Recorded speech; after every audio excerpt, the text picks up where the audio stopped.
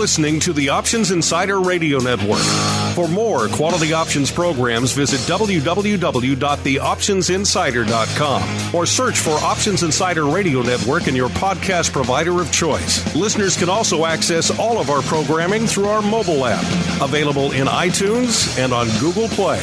Don't forget to follow along with your favorite programs and submit your own questions for the hosts at twitter.com/options, facebook.com/theoptionsinsider, or via questions at theoptionsinsider.com.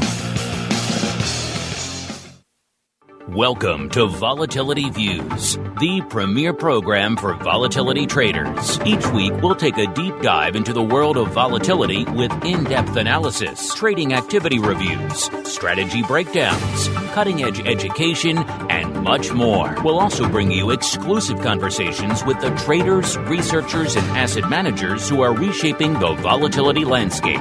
If it involves volatility, then you'll find it on Volatility Views.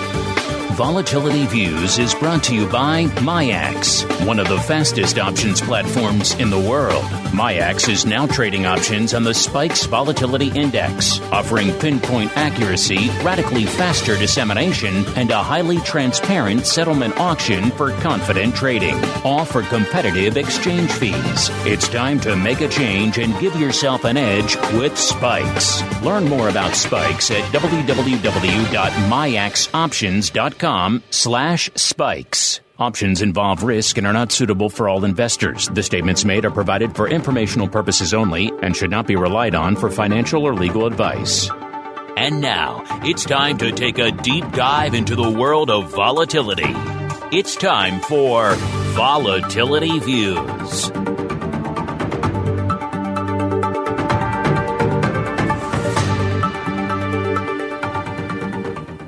All right, everybody. It's that time. It's Friday, 1 p.m. Central, 2 p.m. Eastern. Do you know where you are? Do you know where your volatility is? Hopefully you do. It's on this show. It's time for Volatility Views, the premier program for volatility traders. My name is Mark Longo from the brand spanking new, The Options. I guess it's been about a month or two now, but still brand spanking new to me, theoptionsinsider.com. Get over there, get your options fix, your volatility fix, all your various fixes. We got you covered. People have been writing in me lately saying, yeah, I'll just listen to your stuff. There's so much. And I was like, well, A, I'm glad to hear that. And B, that's kind of what we do. We put out a lot of different content so you guys can enjoy a broad spectrum of options-oriented content. All sorts of good stuff hitting the network day to day, hitting the website day to day. So just head on over there, check the network, check the app, however you get our stuff. And, of course, if you join us live, welcome to you folks out there as well. Make sure you hit us up. Questions, comments, insights, pearls. That's how we stay on the cutting edge, the bleeding edge of volatility, by listening to you folks out there and hearing what you guys want us to talk about. And joining me to have a crackling volatility conversation. First, I'm pleased to have him back on the program. It's been a little while. We are joined once again by the rock lobster himself, Mr. Andrew Giovinazzi from OptionPit.com by way of Carmen Line Capital. Mr. Rock Lobster, welcome back to the program. How goes your volatility viewing? The volatility viewing I'm looking at it go down. Instead of the spikes, they're now the yikes because vol's going down. Oh, there you go. Yikes! I like that. Down. I think you're coining new products for them. Spikes is for the general day to day. You got a big downturn, you turn to the yikes. I like that. So the yikes, the vol is coming out. This gold on this program, 24/7 here. I love it. Well, we try to provide. Even though you're kind of a little bit of a bumpkin here, I've become one. I still try to give it to you when I can, Mark. You got your nuggets every now and then. That laughter means we are joined in the Miax hot seat, appropriately enough, by Mr. Shelly Brown, the executive vice president over there at Miax Options. Shelly, can I take it from your laugh, sir, that you're liking that yikes idea? What do you think? I think it's funny. I don't know what to list with that symbol, but I like the idea. People have tried those VIX up, VIX down, volatility up, volatility down products in the past. I think yikes could be a good volatility down product. You would know instantly when you see that product what it's for. Oh, I'm trading the yikes today. Sounds like a great name for a leveraged short ETF. It does. It does. I like when you launch the yikes futures, you got something. all of a sudden the blockbuster will hit. I like where your brain is at, Shelly. That's good stuff. Let's see where the market's brain is from a volatility perspective. It is time for the volatility review. It's time to break down the latest developments in the volatility trading world. It's time for the Volatility Review.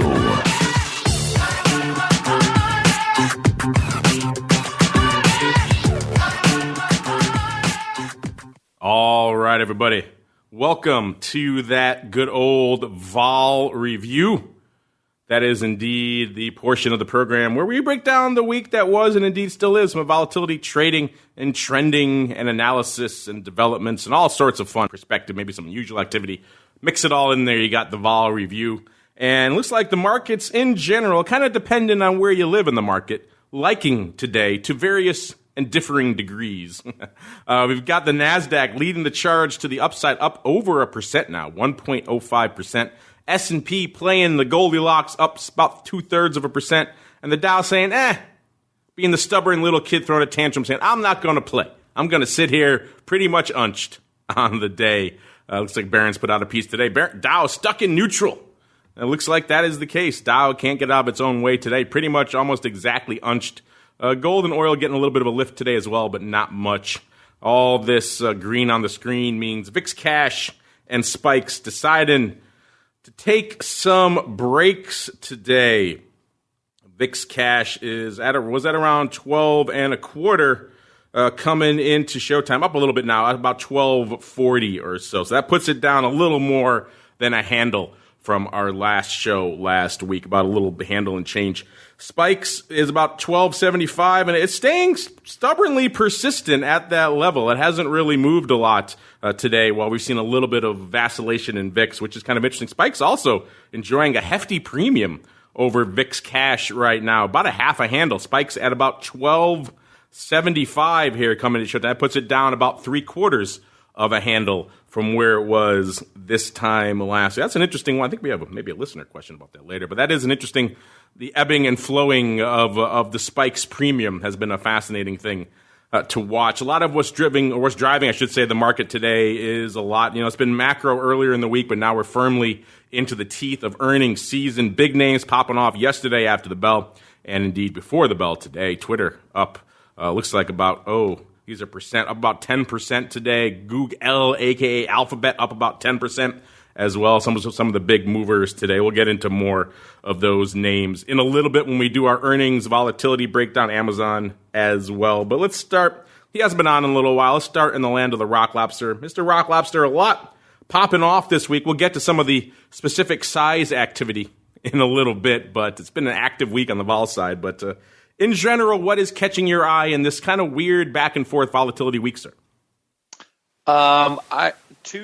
I think big things. I think we had a low settle for a low close for the VIX spike complex this week, I believe for 2019. If it's not the low, it is dang close. And we also have the highest premium over parity for vol futures, VIX futures going into with 3 weeks to go, which is what we have. So we have the 21st is the settlement, and today, so we have 3.5 weeks to go. So it's so we have a ton of future premium. We have a relatively low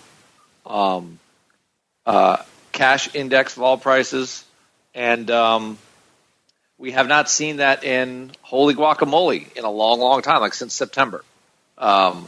So as a watcher of this is usually the vol breaks two ways. Either we have some kind of event nobody expects, or we are going to see some sustained lower vol and potentially, higher SPX. So that's kind of how it usually breaks down when the future premium gets this expensive. So, then you set up trades around that. I think obviously we're waiting for the Fed to say something next week, which could take the future premiums back to what I would call a normal premium over parity level. That won't happen till like Tuesday, Wednesday next week. So I don't expect a whole lot more movement. To be honest, I think they crashed all vol pretty hard. The market is basically saying the Fed's going to cut.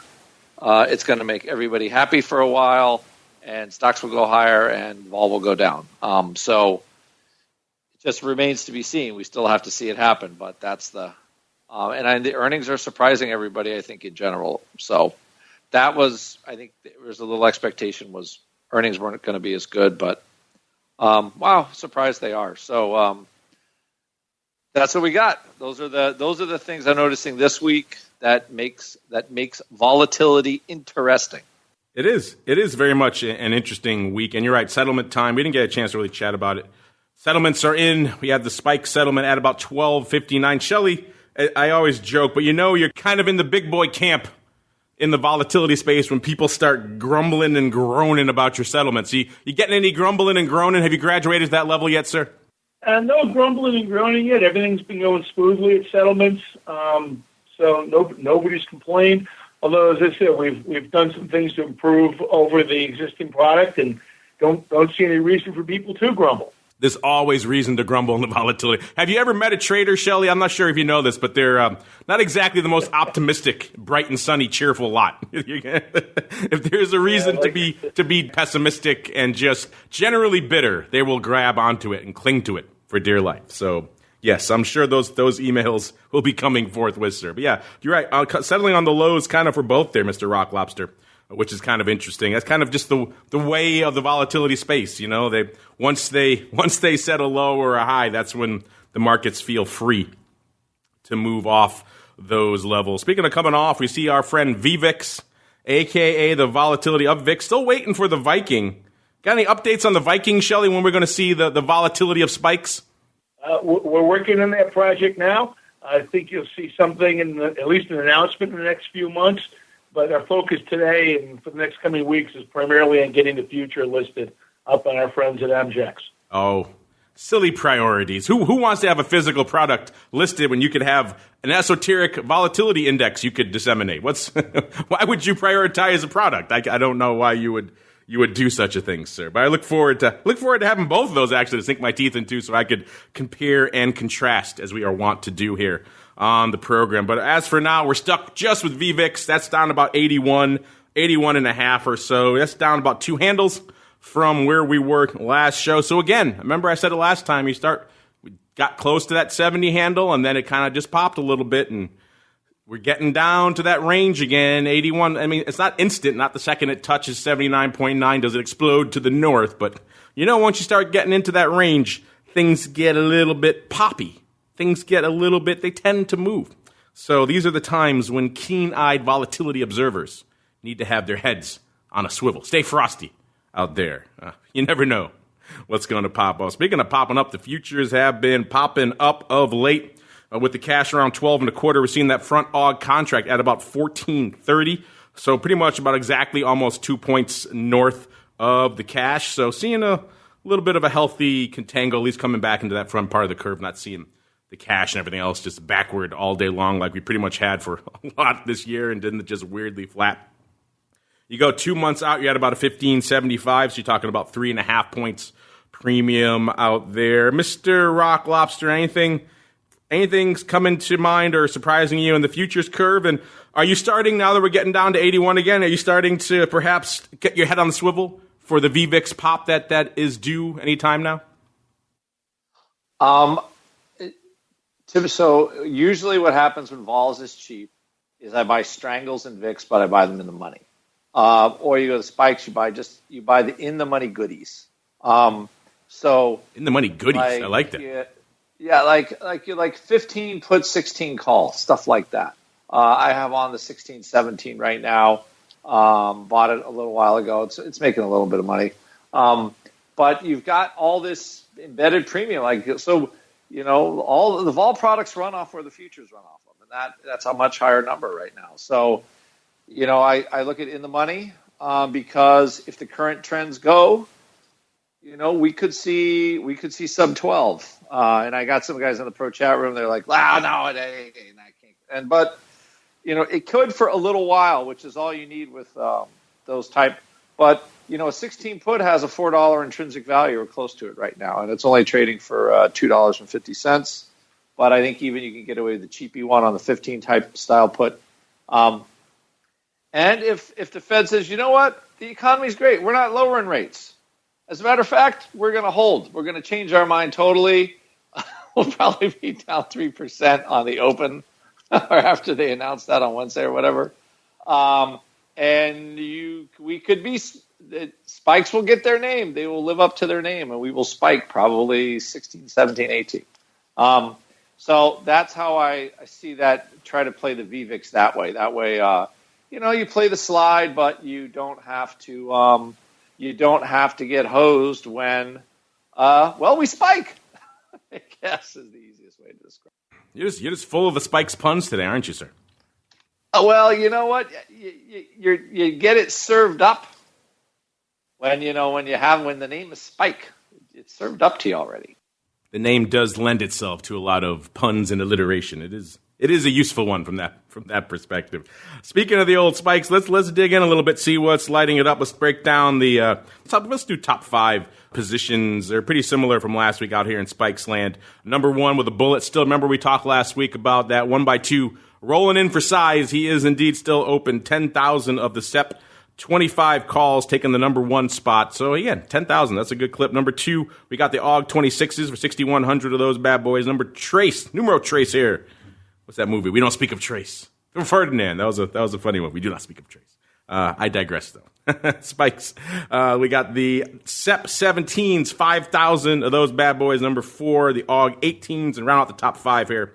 We've got the AUG 24s, a little over 1,000 of those bad boys. So interesting stuff seeing how the OI is playing out, pushing over close to 30,000 out there on the OI right now. So pretty robust time. Shelly, I know it was kind of exciting for you guys to see that 1x2 paper because you get one trade and someone could be just kicking the tires, as they say. You never know if they're going to come back, but it had to be fun for you guys to see them come back and roll. So they're coming out to play at least for another month or change here. And anything else catching your eye out there in the Spikes landscape this week, sir?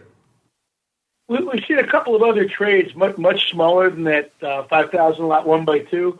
We've seen a couple of 20 lot 1x2s go up, and some other simple orders come into the market. So there's definitely more and more interest each month. We like the trend. Certainly that one big trade puts us on the map. Things are going well. Lots of interest. Once the future's up, I think the whole game changes. I concur.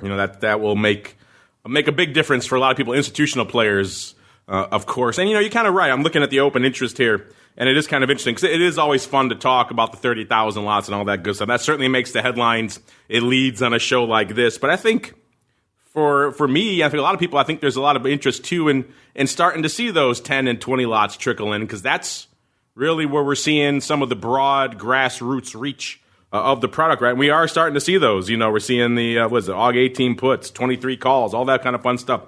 Lightening it up on smaller volume, which is kind of exciting because that means it's starting to get out there. It's starting to get on different platforms. People are starting to discover it, whether it's through a show like this or just surfing around in the volatility space. They come across what's going on, maybe on their brokerage page. Who knows how they're coming to it? But it seems like just natively they are starting to make their way to the product. Is that what you're seeing there as well, Shelly?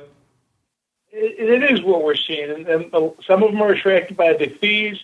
Some people are attracted by the functionality we have. Certainly the complex book is all automated, and firms tend to like that. They don't want their orders dropping manual into the pit. But there's a lot of good things in the product that differentiate us from VIX. Mr. Rock Lobster, I know a lot of the super hardcores in your chat room, they're kind of on the bleeding edge over there. So I have to wager a lot of them are probably waiting for the future to go online before they really start dabbling. But have any of them started dipping their toes, maybe a 10 lot here or there in spikes yet? Have they been lured to the dark side yet, sir? They haven't been lured to the dark side yet, but everybody is waiting for the future. As soon, I think the future will be a game changer. Give Miax lots of room to do all kinds of cool stuff. Maybe you do have the short vol, the short yikes for vol. But I think ultimately I don't think VIX took off until they really everything had an underlying and was trading. Same thing happened. The OEX was, you think of like all the other products that, they use the SPX took over from the OEX besides everybody getting screwed on the exercise. It's they had the clean underlying. They never launched a 100 future. So I just think it's very important for the product to have the underlying, and it a good price, better execution, all that stuff. It'll make some headway.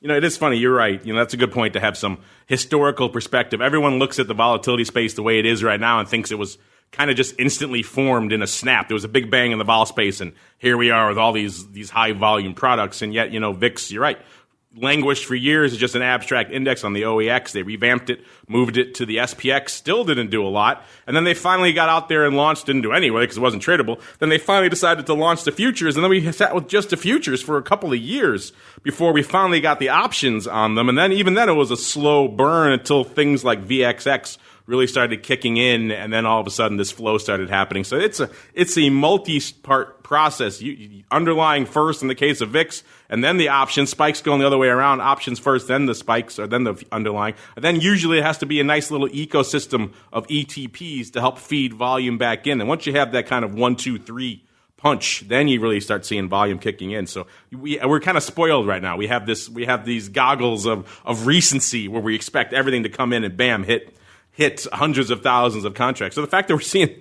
30,000 lot trades going up already, I think I'll have to go back and look. But I'm going to guess off the top of my head, it probably was a while before we saw similar size paper out there in VIX land. Speaking of VIX land, let's check what's going on. And it has been, shall we say, an active week out there in VIX land, including today. The ADV is about 440,000 contracts, doing more than that today, 459. So that ADV is ticking up. I got a feeling after today it's going to be ticking up again.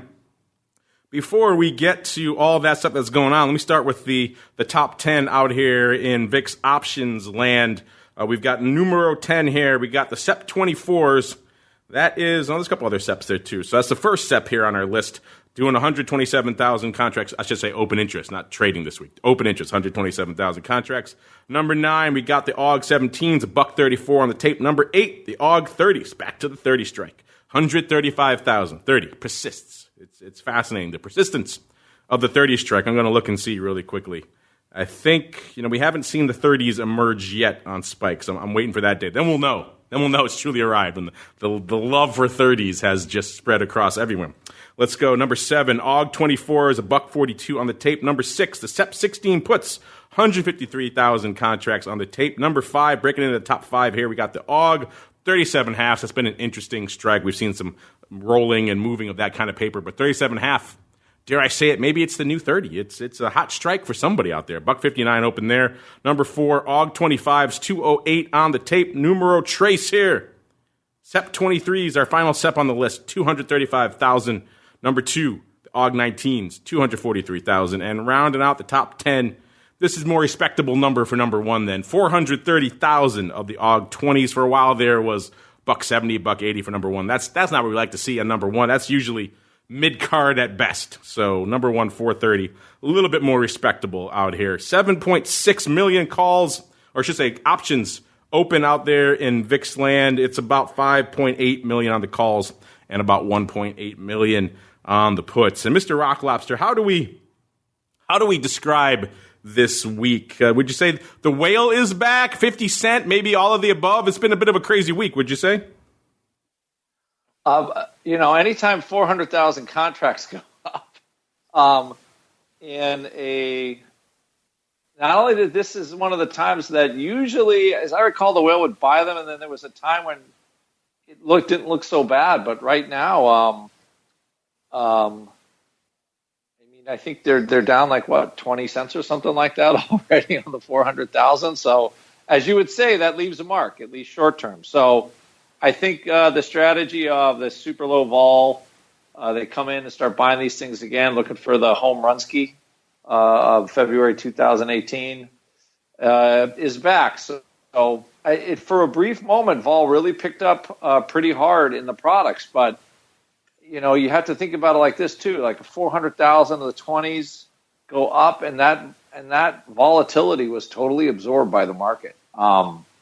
So I think it does make a difference that those short vol products are not here anymore. But at the same time, this was gobbled up pretty easily. So I look at it and I go, okay. But it's weird because it's kind of an inconclusive, huge block, even though it's a massive chunk of paper. It's a reason why I like buying strangles in the VIX, though, because like my grandmother said, you never know.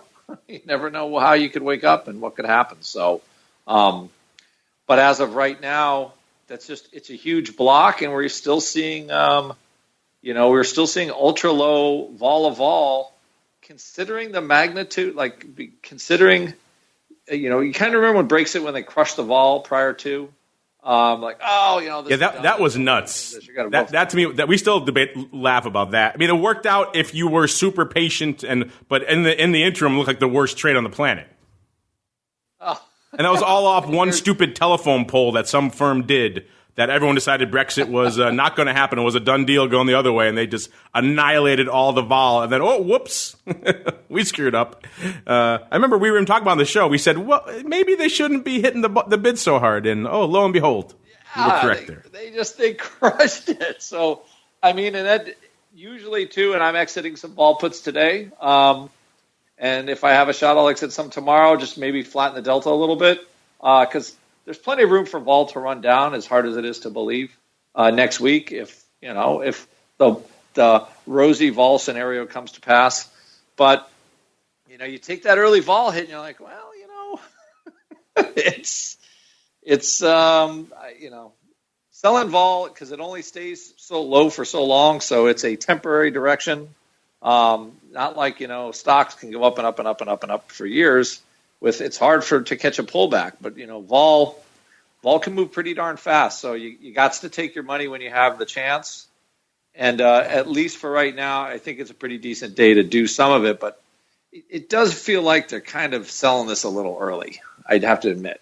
I know everything's great with good earnings and stuff, but dang, 12 is 12. There's not too many. That's zone one. So we're in the lowest zone. You don't sell the monk. You don't sell the zone of the monk. Yeah. There's nothing sexy to sell in the zone of the monk. We all know that. That's why it's the monk zone. Have they learned nothing? I'm going to rename all my zones.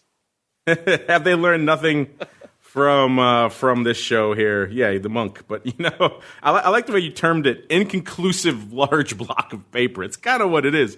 But I still mentioning the Brexit. It is funny.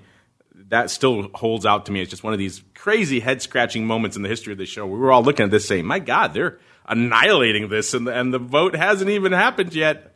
And they just came for it. It was so head-scratching, and it worked out so poorly in the interim. And eventually, I think if you held on, it did all right. But it was one of those ones where you're like, why? Why would you do this? And yeah, kind of a little bit of that today. Let's just give you a flavor for some of the trades going up just today, listeners. It's just size. 125,000 of the SEP 25 is going up for 45 cents, exactly mid-market. I think it's fair to say a whale is back, whether it's the whale, who knows. Usually that whale puts on his stuff and then kind of continues to roll. AUG 20s, a block of 60,000, for 32 cents, a little bit off the bid. 37,000, these are just sweeps, it's not even spread. These are just sweeps of calls, listeners. AUG 18s, 37,500 of those for 47 cents, a couple cents off the offer there. AUG 20s again, another block, 20,000, 32 cents there again, same kind of price. That's 80,000 just in those two blocks alone. AUG 18s again, 14,722. So you're talking 50-odd thousand of those in a couple of blocks there. Just crazy size paper up here this week. So I think it's fair to say, yeah, a whale has returned to VIX. Whether it's our old friend FiddyCent, there's a lot of multivaried paper going on out here. So it's not just him gobbling up these calls. Well, that's the way he used to anyway. He'd come in by those 50-cent area calls, hence his nickname. Not so much going up here today. Yesterday, size paper again, 149,000 of the 20s went up yesterday for 45 cents on the offer that time. 60,000 of the SEP 24s. Again, these are not spreads. These are the sweeps. 62.5 cents for the SEP 24, 60,000 times. SEP 24s again, 50,000 more, 62.5 cents again. So you're talking 110,000 in those two blocks right there. About 25,000, a little bit of Jan. Mix it up a little bit. We had a little bit of Jan love too. Jan 16s for $2.90. Interesting. Those are an interesting choice. That's pretty much, and those are tight too, 285 to 295. Interesting. So you went up, splitting the uprights on them. Then we go to Wednesday, and we get more sweeps. It's just been sweep week. It's like network rating, sweeps week. AUG 20s, 110,000 of those again. AUG 20 was the strike du jour this week, 33 cents this time, penny extra. And then AUG 20s again, another block for 99,000 more. So you're talking another 200,000 on Wednesday, 35 cents for that second block. Then we got some funky, you see these flies out here, Mr. Rock Lobster? It was fly week as well. That's why I say it wasn't just our old friend, the whale, or it wasn't just 50 cents. There was something else afoot out here. Let's start off here on Wednesday. It was the AUG 20, 25, 30 call fly going up 25,000 by 50,000 by 25,000 again. So your standard fly ratio here. So another 100,000 contracts going up there. It's like they did the whole thing for a dime. And then we've got, let's see, I think there were more flies. Yes, on Tuesday, there were more sweeps and more flies. Big fly on Tuesday was another, this time was 20,000, not 25,000. 20,000 by 40,000 by 20,000 of the SEP 16, 21, 26.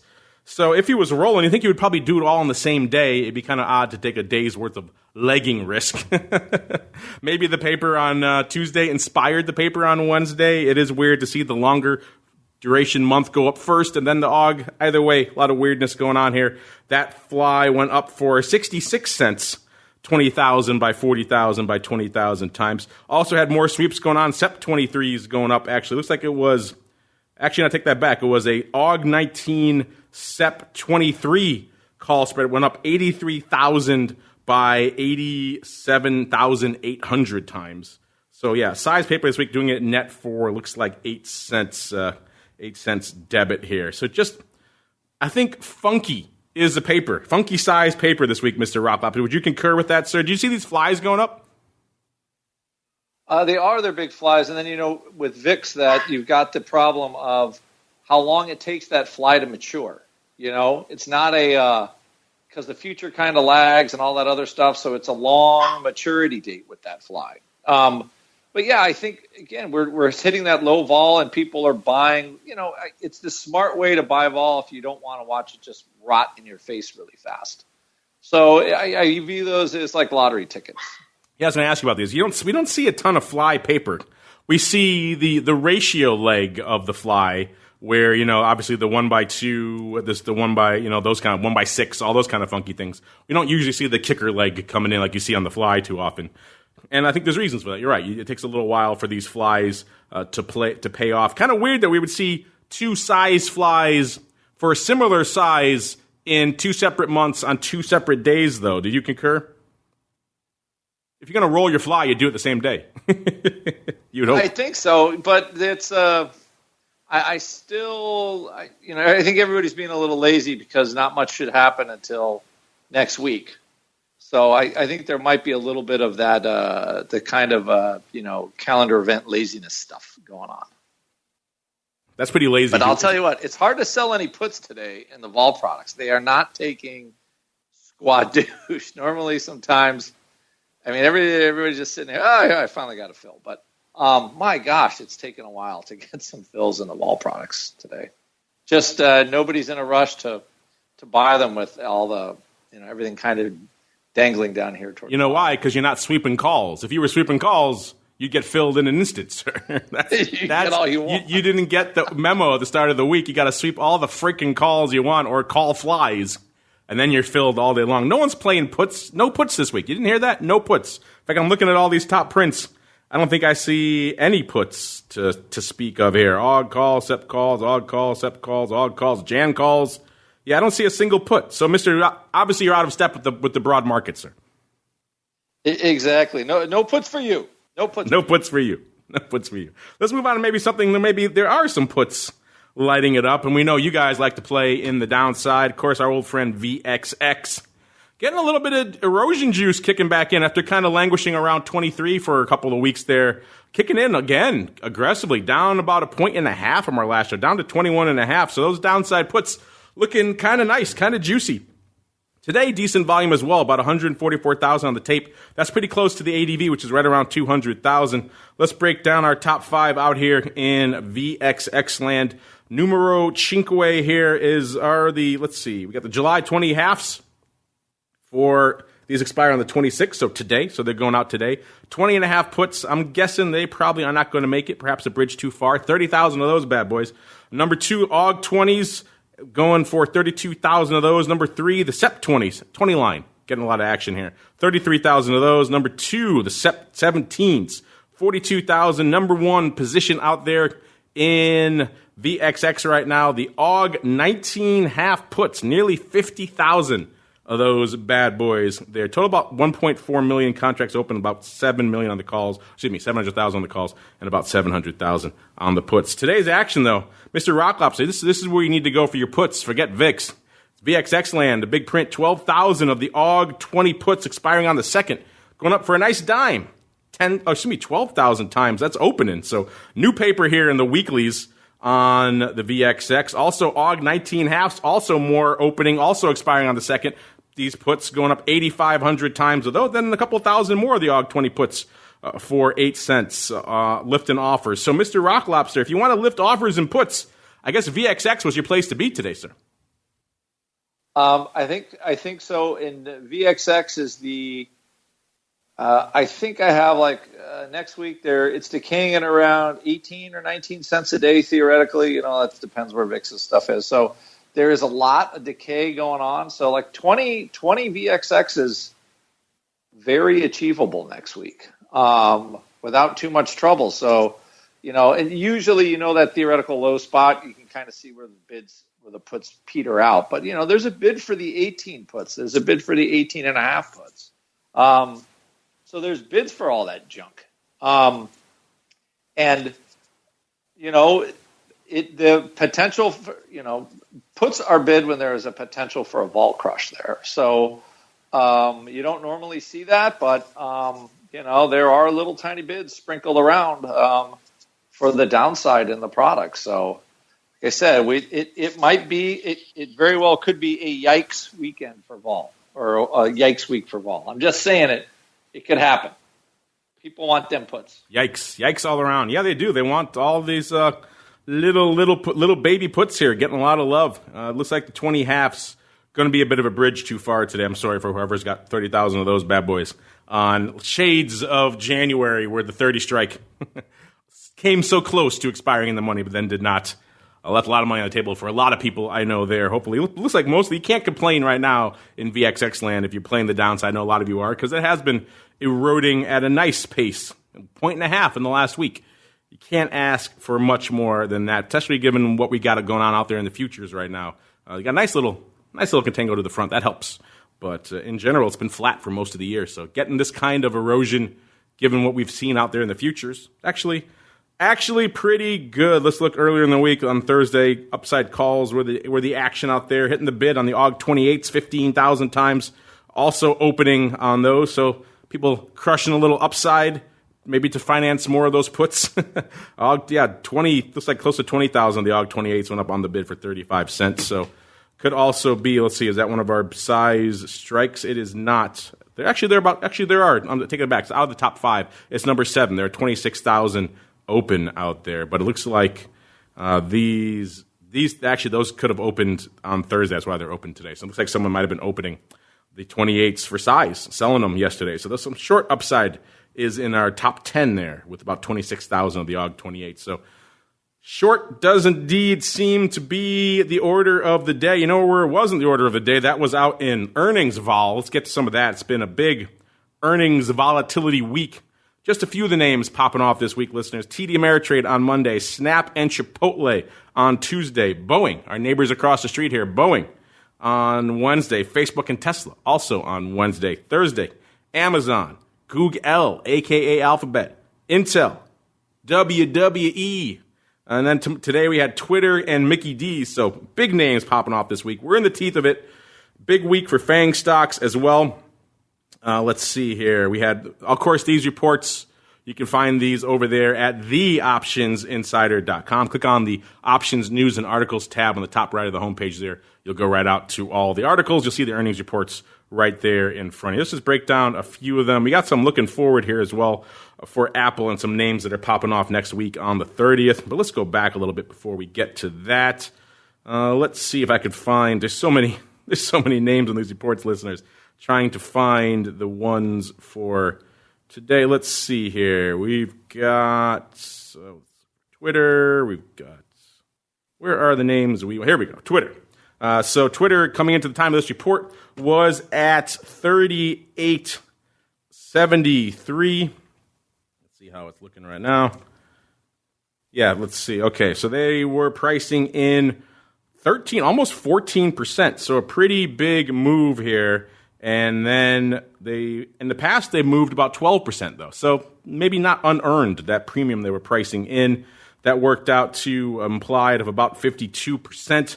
And at least in the early blush, it seems here, Twitter got a nice pop, but not quite that full 14%. On the open here, it's up about nearly 4 handles, so about 9.5, almost 10%. Pretty close, hovering right around 41.62, but not quite, perhaps, the massive explosion of premium that some might have been expecting here. Let's look here really quickly. Let's see if I can find the old Amazon here as well. So many names.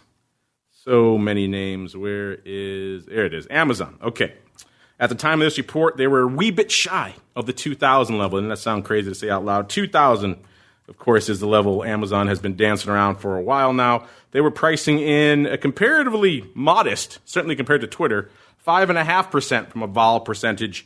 And past quarters, they've delivered a little over 4.1%. So, for all the reputation that Amazon has as being this turbulent, very volatile stock, point value-wise, it gets a lot of attention because it moves a lot from a point value-wise. But from a vol percentage-wise, it isn't actually a crazy beast. Only 4.1% is what they've averaged in past moves. So, looks like a little bit of a move. And, of course, today they're off 33 handles, or about 1.7%, down to about 1940 here as well. So interesting stuff. Intel, they were pricing in 7.5%. The stock was right around 52 when they went into this report time. So these are obviously like a day or so before the earnings announcement.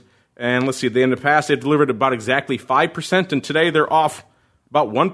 Intel's never been, when I was out there trading it, we had a few times when they were crazy, but it's never been a huge earnings mover and shaker the way some of these others like a Netflix and Tesla certainly have been. So Intel never kind of been in that range. Let's find the old S-Bucks as well. Starbucks, of course, was always out in the IBM pit over there on the SIBO. So you traded, Starbucks, it wasn't. So you traded IBM, which was the big pit for a long time. And you traded a little S-Bucks as well. That's how I got my familiarity with the old bucks here. 25th, let's see, that's when they reported. The stock going into this report was a little bit north of $90, 90.11. They were pricing in 6%, almost double previous earning percentage moves of about 3.3%. So they were pricing in a bit of hefty juice, and it looks like that was warranted because it's up 9.25% today, or about 8.5 handles, trading 99.5 right now. So S-Bucks, coffee, who knew?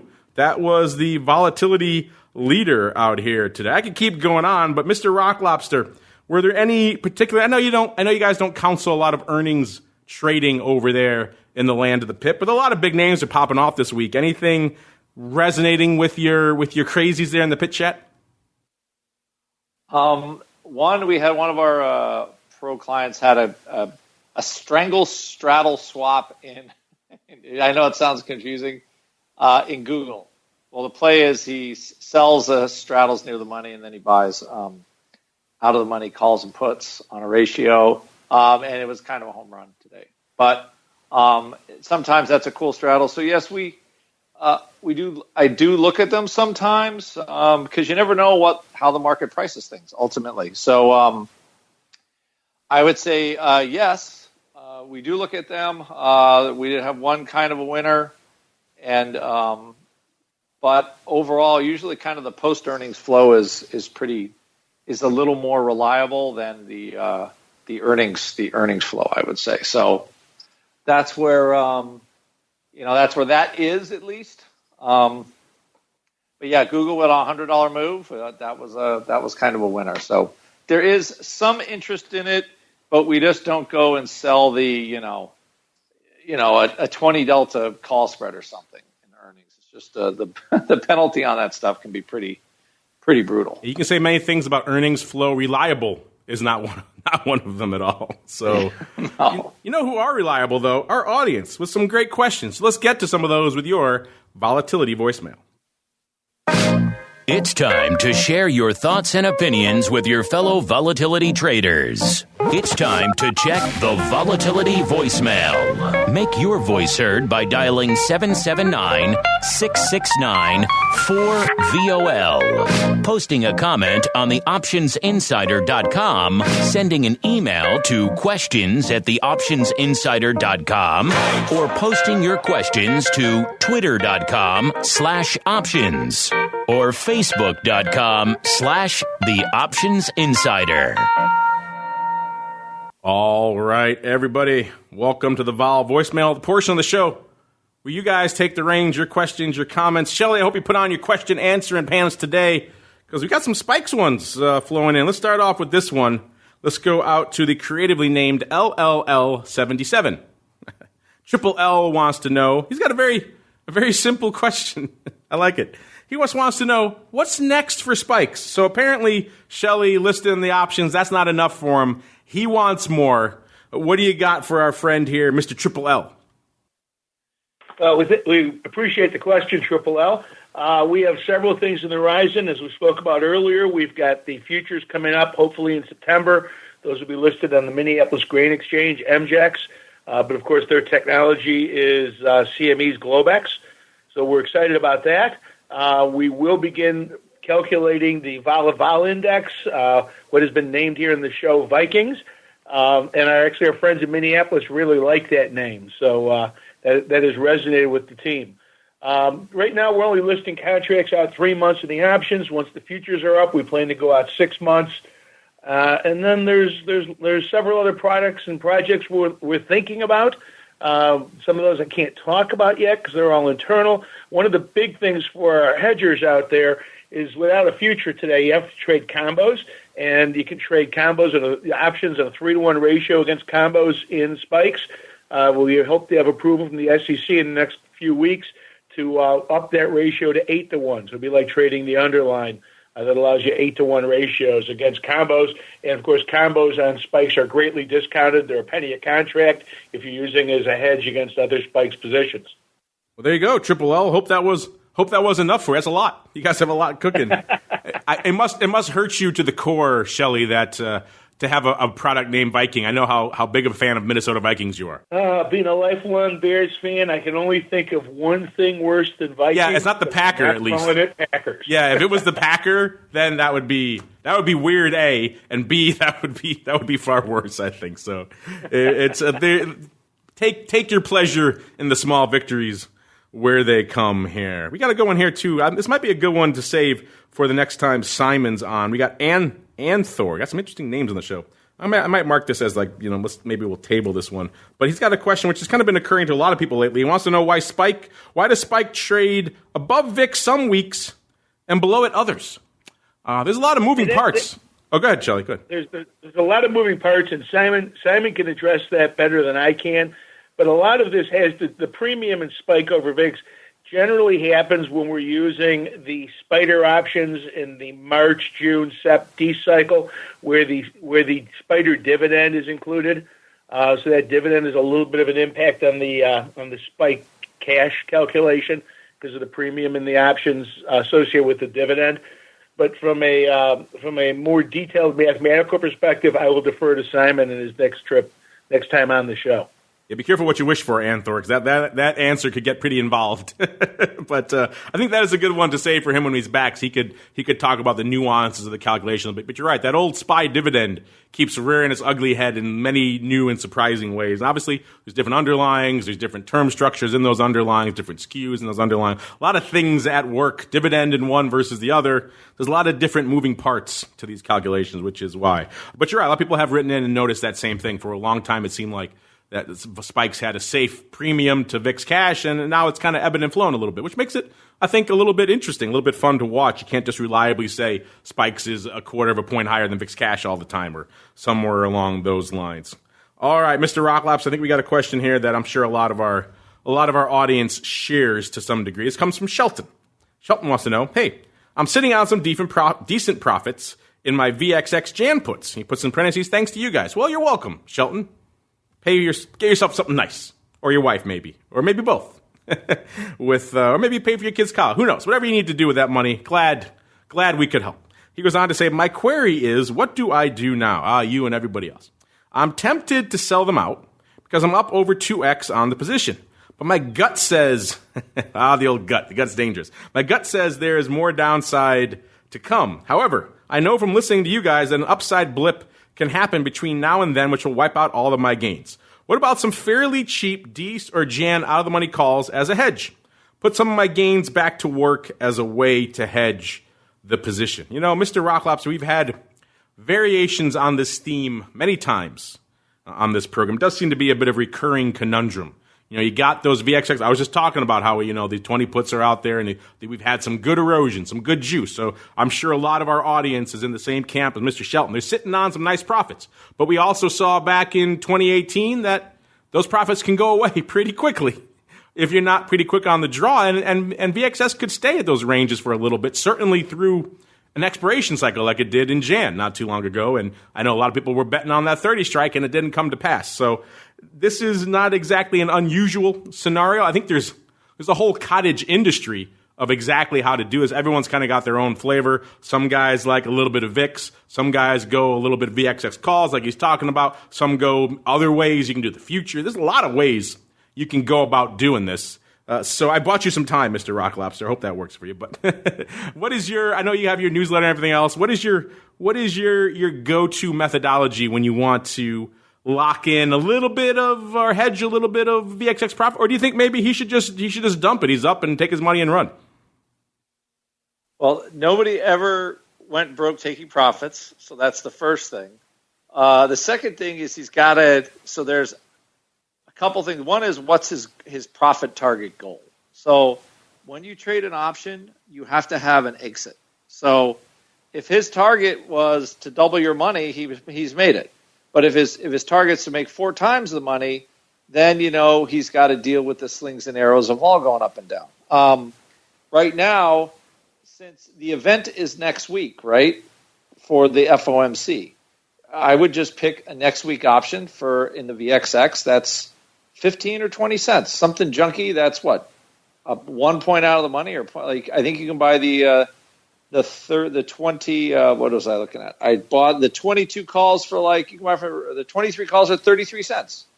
So, and you're like, oh, he's giving away some of his profits, and yeah, well, that's what hedging is. But he wants to buy those to let things slide all the way, to press his bet. So what you want is, generally when you hedge, I like having the gamma short term. So if VIX goes up, like VXX goes up 5 points, right, we get a spike. You want something that will alleviate the pain or giving up the gain that you already had. The second option is just rolling down.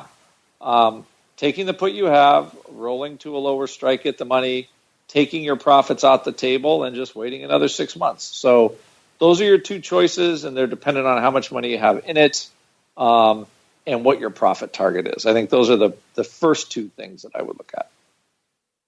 And we're going to look at some of our own predictions. It's time to move on into the crystal ball.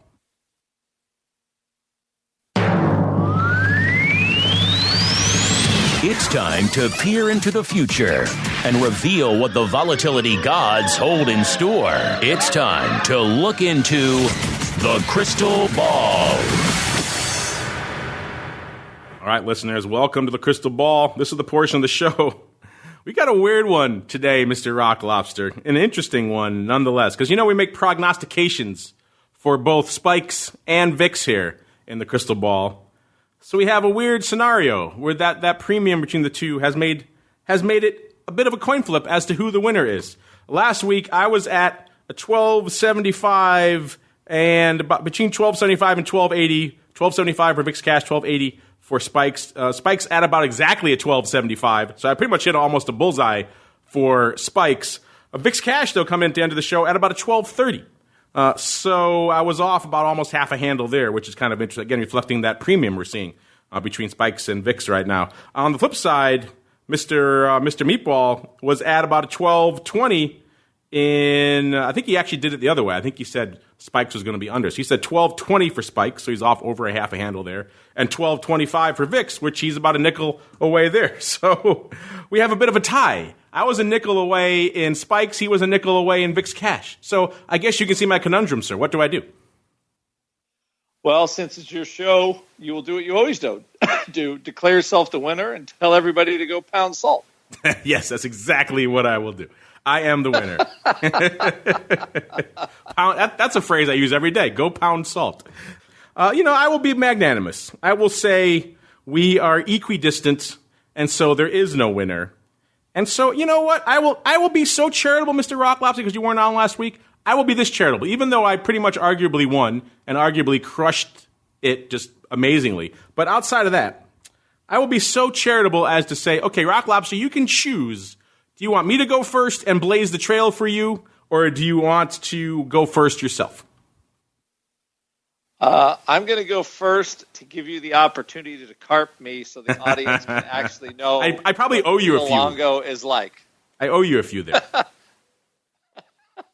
that's the courage of my convictions. I can go either way. It doesn't scare me. Yes, I'm going to say both spikes and VIX will be sub 12 next week. So right now there's a half difference. So I'll say 1150 VIX and 1195 spikes. Interesting. 1150 for the VIX machine and spikes at 11. Keyboard. There we go. All right. 1195 for the spikes. I could certainly see that. I could see a lot of arguments for that. I'm just not feeling, I know it's going to make some of the people angry out there who are on the erosion train, but I'm not feeling the full downside. So I'm going to bring myself down. I'm going to bring myself down about a half a handle. I'm going to say about 12 and a quarter here I'm going to put that for both around VIX and spikes around the same level. Maybe I'll 1230 for spikes to keep that little bit of juice alive. But, actually I'll make it a little higher. I'll go 1235 for spikes and 12 and a quarter for VIX cash. There you go, listeners. 12 and a quarter for VIX cash, 1235 for spikes for me. And for the Rock Lobster, he's down way down to the southern town. 11.5 for VIX cash, 11.95 for ye old spikes. All right, and unfortunately, that music, it's over already. This show just flies by. It's over once again. But before we go, let me go back around the horn. Shelly, you kind of gave a great overview of what's next for spikes. I'm not sure how much you can add to that equation. So instead, let's do this. People who are interested, they would like to learn more about spikes, maybe perhaps trade it for themselves. Where should they go? What should they do, sir? Go to our website, miaxoptions.com, click on the Spikes tab. Also on that tab, there's a great white paper by Dr. Peter Carr, which talks about the American exercise and dividend impact of SPY on spikes. That's definitely appropriate given what we were just talking about with the premium, right? Maybe dig into that one. On that page, also a snazzy little video. It kind of explains spikes in a few seconds for you there. So if you want to get the video overview, it's all there. The index methodology, contract specs, all there. miaxoptions.com/spikes is the way to go. And Shelly, when's your next trip to Chicago? So I don't know. My stake quotient's getting low. What do you think? As soon as reasonably possible, that it'll always be home for me. Yes. That's good times had by all. Speaking of good times, I don't know if he's having a good one or not. Let's find out. Mr. Rock Lobster, A, are you having a good time? And B, if folks want to have a good time with you, where should they go? What should they do? I'm having a good time. It was a okay week, and it's a Friday, so what the heck? And I'm still above the ground, so those are all good things. Go to optionpit.com, subscribe to my vol newsletter, and learn how to trade this vol stuff. It's a little vol wonky, but my clients are wonky, so that's the way it goes. Your clients are wonky indeed. OptionPit.com is the place to go. On behalf of Andrew and Shelly, we'll see you back here next week for more Volatility Views. Thank you for listening to Volatility Views, the premier program for volatility traders. For episode archives and detailed show notes, please visit theoptionsinsider.com/volatilityviews. Be sure to make your own voice heard by leaving a volatility voicemail at 773-669-4VOL or by posting a comment on theoptionsinsider.com, sending an email to questions@theoptionsinsider.com, or posting your questions to twitter.com/options or facebook.com/theoptionsinsider.